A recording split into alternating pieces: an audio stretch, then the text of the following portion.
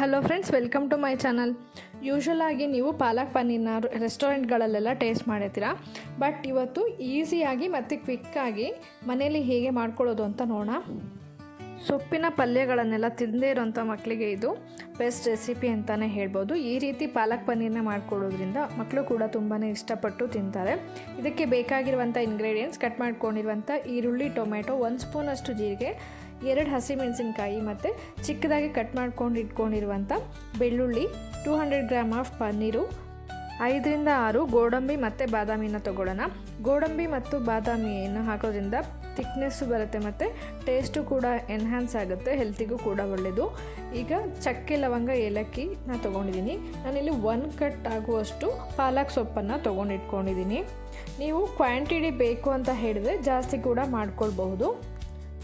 ಈಗ ಪಾಲಕ್ ಸೊಪ್ಪನ್ನೆಲ್ಲ ಬಿಡಿಸ್ಕೊಂಡ್ಬಿಟ್ಟು ನೀಟಾಗಿ ಕ್ಲೀನ್ ಮಾಡಿಬಿಟ್ಟು ವಾಶ್ ಮಾಡಿಬಿಟ್ಟು ಚೆನ್ನಾಗಿ 2 ರಿಂದ 3 ಸಲ ವಾಶ್ ಮಾಡಿಬಿಟ್ಟು ಒಂದು ಪಾತ್ರೆಯಲ್ಲಿ ಈಗ ನೀರು ಇಟ್ಕೊಳ್ಳೋಣ. ಸ್ಟವ್ ಆನ್ ಮಾಡಿಕೊಂಡು ನೋಡಿ, ಈಗ ನೀರು ಸ್ವಲ್ಪ ಬಿಸಿಯಾಗಿದೆ. ಇವಾಗ ನೀಟಾಗಿ ವಾಶ್ ಮಾಡ್ಕೊಂಡಿರುವಂಥ ಪಾಲಕ್ ಸೊಪ್ಪನ್ನು ಅದಕ್ಕೆ ಆ್ಯಡ್ ಮಾಡಬೇಕು.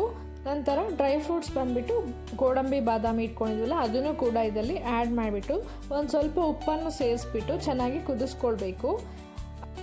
ಸೊಪ್ಪೆಲ್ಲ ಡಾರ್ಕ್ ಗ್ರೀನ್ ಕಲರ್ಗೆ ಬರಬೇಕು, ಅಲ್ಲಿವರೆಗೂ ಚೆನ್ನಾಗಿ ಕುಕ್ ಮಾಡ್ಕೊಳ್ಳಿ. ಆವಾಗ ಸೊಪ್ಪಿನ ರಾ ಸ್ಮೆಲ್ ಕೂಡ ಹೋಗಿರುತ್ತೆ. ನೋಡಿ, ಈಗ ಚೆನ್ನಾಗಿ ಕುದೀತಾ ಇದೆ, ಗ್ರೀನಿಶ್ ಕಲರ್ ಕೂಡ ಬಂದಿದೆ.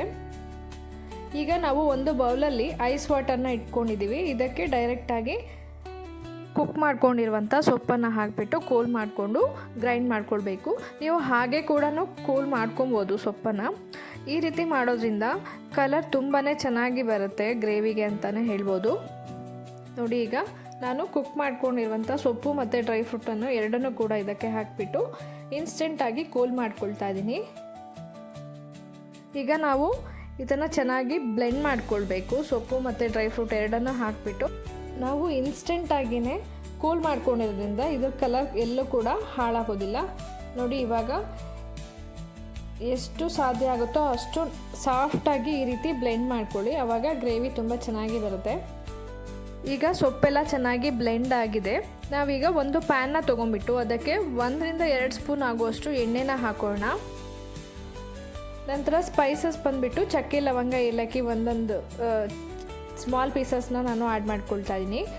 ಮತ್ತು 1 ಸ್ಪೂನ್ ಆಗುವಷ್ಟು ಜೀರಿಗೆನ ಕೂಡ ಹಾಕ್ಕೊಳ್ಳಿ. ನೆಕ್ಸ್ಟ್ ಚಿಕ್ಕದಾಗಿ ಕಟ್ ಮಾಡ್ಕೊಂಡಿರುವಂಥ ಬೆಳ್ಳುಳ್ಳಿನ ಆ್ಯಡ್ ಮಾಡ್ತಾಯಿದ್ದೀನಿ. ಬೆಳ್ಳುಳ್ಳಿ ಎಲ್ಲ ಸ್ವಲ್ಪ ಚೆನ್ನಾಗಿ ಫ್ರೈ ಆದಮೇಲೆ ಚಿಕ್ಕದಾಗಿ ಕಟ್ ಮಾಡ್ಕೊಂಡಿರುವಂಥ ಈರುಳ್ಳಿನೂ ಕೂಡ ಆ್ಯಡ್ ಮಾಡ್ಕೊಳ್ಬೇಕು. ಈರುಳ್ಳಿನೂ ಕೂಡ ಸ್ವಲ್ಪ ಚೆನ್ನಾಗಿ ಫ್ರೈ ಆದ ನಂತರ ಚಿಕ್ಕದಾಗಿ ಕಟ್ ಮಾಡ್ಕೊಂಡಿರುವಂಥ ಟೊಮ್ಯಾಟೊನೂ ಕೂಡ ಆ್ಯಡ್ ಮಾಡ್ಕೊಳ್ಳಿ. ಈರುಳ್ಳಿ, ಟೊಮ್ಯಾಟೊ ಮತ್ತು ಬೆಳ್ಳುಳ್ಳಿನೆಲ್ಲ ಆದಷ್ಟು ಚಿಕ್ಕದಾಗಿ ಕಟ್ ಮಾಡಿಕೊಂಡ್ರೆ ಒಳ್ಳೆಯದು. ಈಗ ಗ್ರೈಂಡ್ ಮಾಡ್ಕೊಂಡಿರುವಂಥ ಪೇಸ್ಟನ್ನು ಕೂಡ ನಾನು ಹಾಕ್ಕೊಳ್ತಾ ಇದ್ದೀನಿ. ನೋಡಿ, ಈಗ ಒಳ್ಳೆ ಕಲರ್ ಕಾಣಿಸ್ತಾ ಇದೆ. ನೋಡಿ, ಈಗ ಚೆನ್ನಾಗಿ ಕುದಿಯೋದಕ್ಕೆ ಬಂದಿದೆ. ಈ ಟೈಮಲ್ಲಿ ನಾವು 1 ಸ್ಪೂನಷ್ಟು ಧನಿಯಾ ಪೌಡರ್ ಮತ್ತು 1 ಸ್ಪೂನಷ್ಟು ಖಾರದ ಪುಡಿನ ಕೂಡ ಆ್ಯಡ್ ಮಾಡ್ಕೊಳ್ಳೋಣ. ನಾನಿಲ್ಲಿ 2 ಹಸಿಮೆಣಸಿನ್ಕಾಯಿನೂ ಕೂಡ ಹಾಕ್ಕೊಳ್ತಾ ಇರೋದ್ರಿಂದ ಸ್ವಲ್ಪ ಖಾರದ ಪುಡಿನ ಕಮ್ಮಿನೇ ಹಾಕ್ಕೊಳ್ತಾ ಇದ್ದೀನಿ. ಎರಡನ್ನೂ ಜಾಸ್ತಿ ಹಾಕಿಬಿಟ್ಟು ತುಂಬ ಖಾರ ಆಗಿಬಿಡುತ್ತೆ. ಹಸಿಮೆಣಸಿನ್ಕಾಯಿನ ಈ ರೀತಿ ಹಾಕೋದ್ರಿಂದ ಒಳ್ಳೆ ಫ್ಲೇವರ್ ಬರುತ್ತೆ.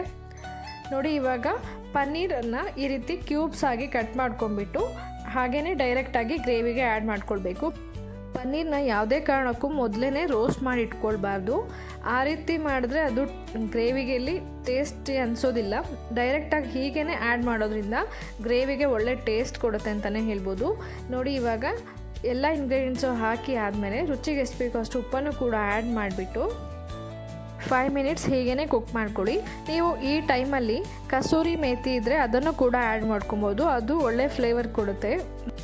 ಈಗ ರೆಸ್ಟೋರೆಂಟ್ ಸ್ಟೈಲ್ ಪಾಲಕ್ ಪನ್ನೀರ್ ಮನೇಲೇ ಕಂಪ್ಲೀಟಾಗಿ ರೆಡಿಯಾಗಿದೆ. ಪಾಲಕಲ್ಲಿ ತುಂಬಾ ಹೆಲ್ತ್ ಬೆನಿಫಿಟ್ಸ್ ಇದೆ. ಇದು ಐ ಹೆಲ್ತ್, ಹಾರ್ಟ್ ಹೆಲ್ತ್ ಮತ್ತು ಬ್ರೈನ್ಗೆ ತುಂಬಾ ಒಳ್ಳೆಯದು. ಬೋನ್ ಹೆಲ್ತ್ಗೂ ಇದು ತುಂಬಾ ಒಳ್ಳೆಯದು ಮತ್ತು ಇಮ್ಯುನಿಟಿನೂ ಕೂಡ ಇದು ಬೂಸ್ಟ್ ಮಾಡುತ್ತೆ. ನಾವು ಪಾಲಕ್ ಪನ್ನೀರ್ನ ರೊಟ್ಟಿ, ಚಪಾತಿ ಮತ್ತು ಪರೋಟ ಜೊತೆ ಕೂಡ ಸರ್ವ್ ಮಾಡ್ಬೋದು. ಅಷ್ಟೇ ಅಲ್ಲದೆ ರುಮಾಲ್ ರೋಟಿ ಮತ್ತು ದೋಸೆಗೂ ಕೂಡ ಇದು ಬೆಸ್ಟ್ ಕಾಂಬಿನೇಷನ್ ಆಗಿರುತ್ತೆ ಅಂತಲೇ ಹೇಳ್ಬೋದು. ನಾನು ಈಗ ಚಪಾತಿನ ಪ್ರಿಪೇರ್ ಮಾಡ್ಕೊಂಡಿದ್ದೆ, ಸೊ ಚಪಾತಿ ಜೊತೆ ಸರ್ವ್ ಮಾಡ್ತಾಯಿದ್ದೀನಿ. ನೀವು ಕೂಡ ಇದೇ ಮೆಥಡ್ನಲ್ಲಿ ಮನೇಲಿ ಒಂದ್ಸರಿ ಟ್ರೈ ಮಾಡಿ. ರೆಸಿಪಿ ಹೇಗೆ ಬಂತು ಅಂತ ಕಮೆಂಟ್ ಬಾಕ್ಸಲ್ಲಿ ಕಮೆಂಟ್ ಮಾಡಿ ತಿಳಿಸಿ. ರೆಸಿಪಿ ಇಷ್ಟ ಆದರೆ ಲೈಕ್ ಮತ್ತು ಶೇರ್ ಕೂಡ ಮಾಡಿ. ಯಾರ್ಯಾರೆಲ್ಲ ಇನ್ನೂ ಸಬ್ಸ್ಕ್ರೈಬ್ ಆಗದೆ ನೋಡ್ತಾ ಇದ್ದೀರೋ ದಯವಿಟ್ಟು ಸಬ್ಸ್ಕ್ರೈಬ್ ಮಾಡ್ಕೊಂಡು ನೋಡಿ. Thank you for watching.